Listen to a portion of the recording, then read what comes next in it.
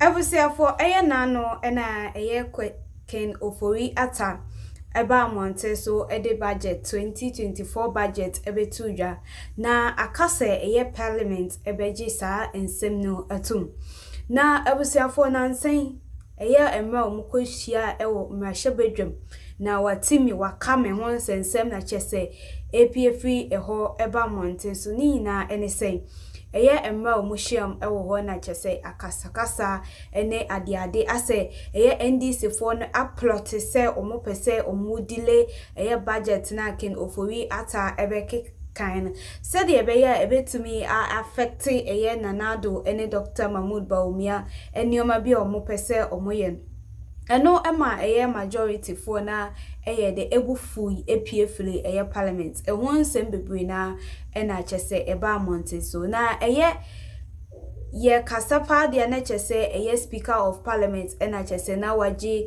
eye entitimu ewo sansem mimu a abusiafo eye Mensah bonsu enso aba monte so edin chemu aba de enti aye majority for APFree ho parliament emra aye mreshabedwa chese ensem ekoso ewo ho ne bi emba asetra no the free be president the holding room na bench chamber no ho ni kushia dem ka medi ho no meka je na ze speaker Ronald Reagan type America most started be a friend of strategic arms limitation talks no na mo ko talks no am ko yesa kita hudie no no fit be talks before talks now the no dey talks before talks no na makoyi meeting before president sitting no me say a meeting before president meeting na na je the wire ya na by the decide na sorry I mean we knew what had gone on.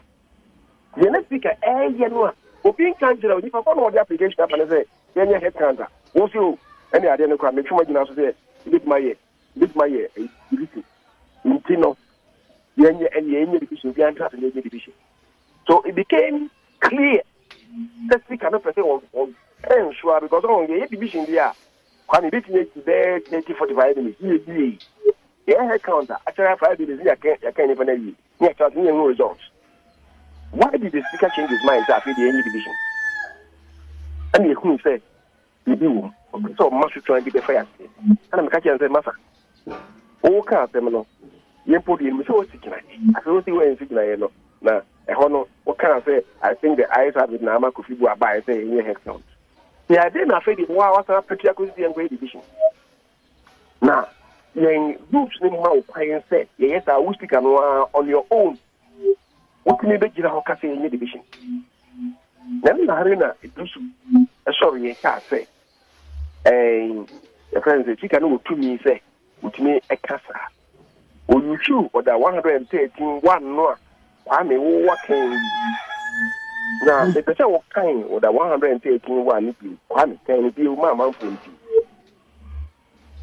Or the 113 one, Asama, what you when you was saying. What you remember?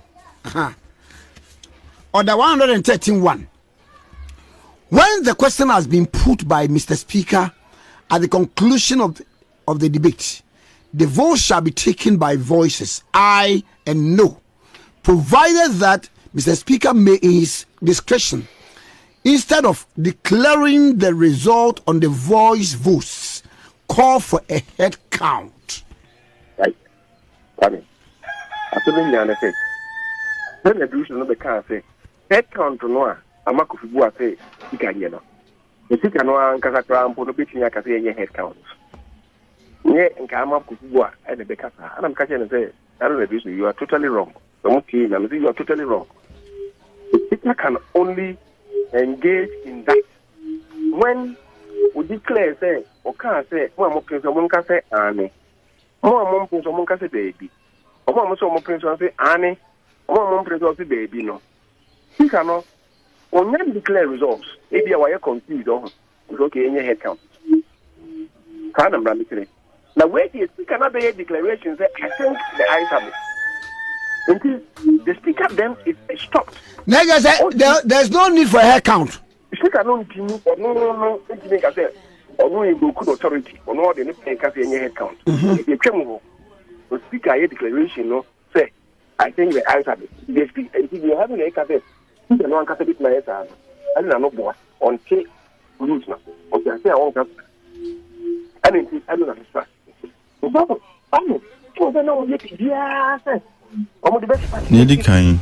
I think we have an incompetent OSP on our hands. I don't mince my words when I say that. What's why then? He's an incompetent OSP.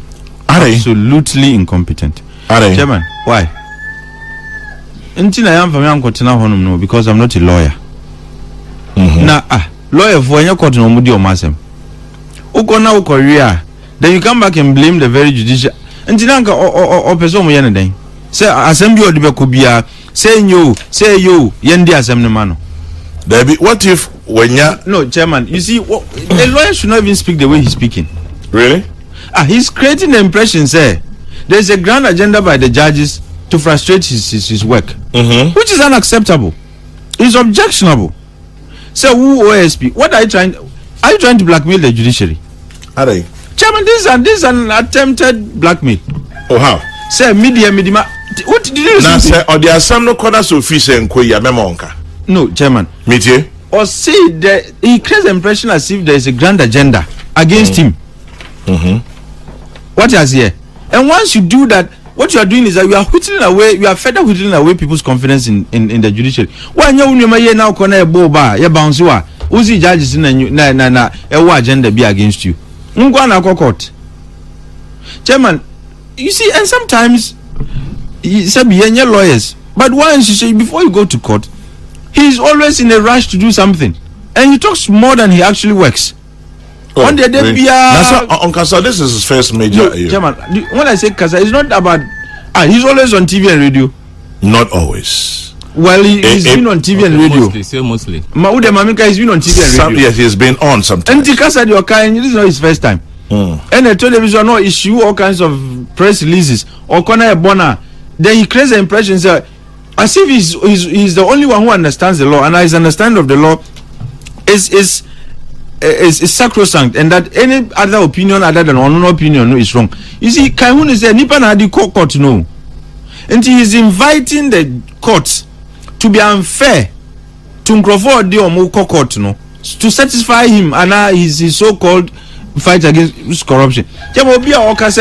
Somebody who even says, say, why investigations found out, say, the individual was involved in influence peddling and proceeds to conclude the influence peddling and your corruption. And you proceed to call Boba Ozi courts don't have an agenda against you. Chairman Yankano, since Papa by which case has he successfully prosecuted? No, me. And you see, at the end when him ground to me near Yanshan and when Ozi is going to wade into state lands. Then the other when him ground who's not state lands na the account. Also a payroll. Look, he's inundating himself with all kinds of cases. Payroll, you know, let me read from graphic. Emmanuel Ebo Hoxton and a Troy, our front page. Kaka already he said a joint team of staff from the OSP and the Controller and Accountant General's Department has been formed to spearhead the investigation. Chairman, payroll fraud. CID for yeah. Me boy. There are all other kinds of agencies on me. Sounds like OSP. No, me cap fraud. I said payroll fraud. Where any fraud. What you say? Until you have your mandate, which is corruption and corruption-related offences. Now you are waiting to payroll fraud. Missy corruption I do in Suna would be account. I now see you. Chairman, tell me one successful prosecution. Na so gusuye. I won't hear so we. No, Chairman, no we. La Bianca case na Akosi saying. Same some more. No, almost all the cases he took up na Akosi saying. I don't know. Say I say they've ganged up against him. You see, Chairman, Miki. No. If you feel strongly, say case I would call you know. You like now no coinswan no mra coinswan na de call no. And you bounce you bounce you. What do? You move up. You don't come and organize a press conference and tell us there seems to be some grand conspiracy against you. Ungwana court, ungwana lawyer. Oh. Chairman, I think, sir, look, we set up this office for good reason. And the actions are betraying the very objects of this office. Chairman, we set it up to be able to fight corruption. Now, assuming one corruption case, our fight is successfully to the end. Instead of you to up your efforts, move to the next, the next rank on the ladder. No, you are saying, there seems to be some grand conspiracy against you by the judiciary. And if there is that grand conspiracy, which means there's never going to be a day I'll bet me a winning case. Because why Jim Rudy showed the judiciary is against you, which means that you would never succeed.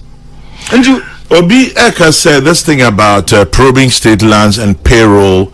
The OSP has no such power. Meaning, say, Chairman, this is fraud. Fraud is not part of your mandate.